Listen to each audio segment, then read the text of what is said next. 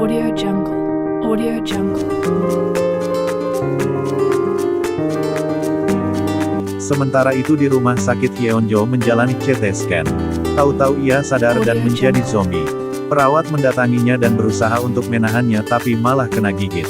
Perawat yang wanita berusaha untuk melarikan diri tapi Yeonjo menggigit kakinya. Orang-orang berusaha untuk menariknya dan membawanya pergi sementara Yeonjo mengejar orang lain. Haesu jalan sendiri. Kakinya terluka tapi ia menahannya dan malah hampir tertabrak bus. Di dalam bus itu ada anak-anak panahan yang kembali ke sekolah. Pemimpinnya membicarakan hari yang nggak bisa memenangkan medali emas. Bahkan masuk tim cadangan juga enggak. Mendadak bus menabrak anak yang sudah berubah jadi zombie. Anak-anak yang di kelas mencari ponsel yang belum dikumpulkan. Teman sebangkunya Onjo menemukan ponsel milik Yeonju. Sayang ponselnya nggak bisa dibuka karena harus memasukkan kata sandi. Chongsan melihat Yeonju dan mendekatkan ponsel itu berharap bisa terbuka melalui pengenalan wajah. Onjo ngasih tahu kalau mereka nggak harus mengetahui kata sandinya untuk melakukan panggilan darurat. Chongsan nelpon polisi dan memberitahu yang sedang terjadi. Polisi mengiyakan dan bilang akan segera datang. Dikira mereka percaya. Mereka pikir anak-anak itu sedang membuat lelucon.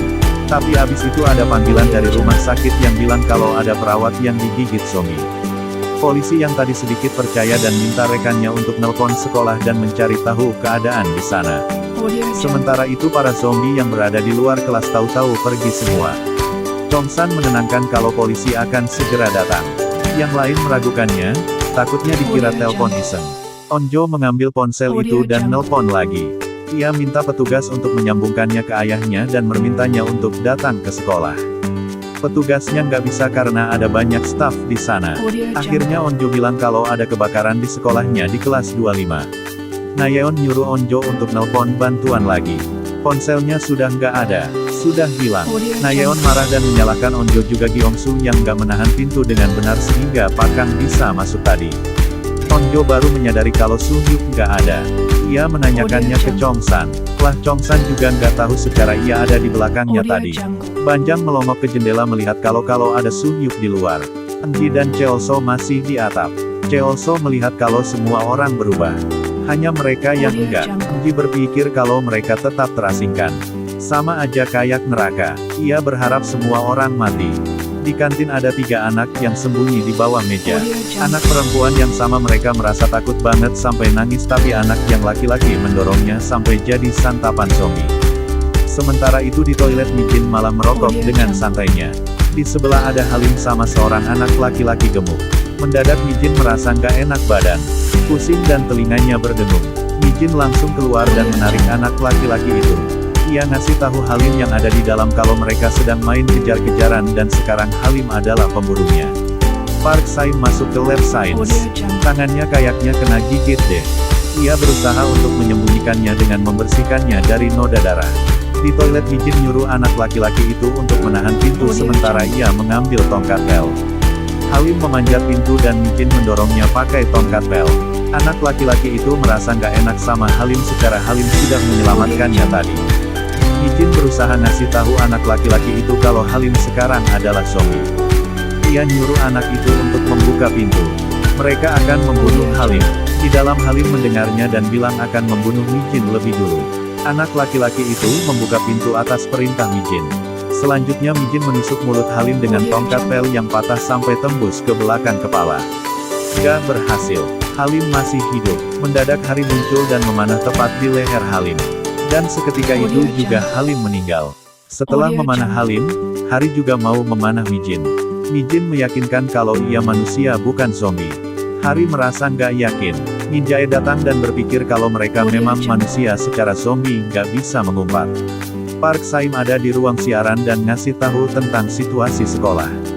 Saim minta anak-anak untuk sembunyi di tempat yang aman. Para staf guru ia minta agar menghubungi polisi, pemadam kebakaran dan minta bantuan.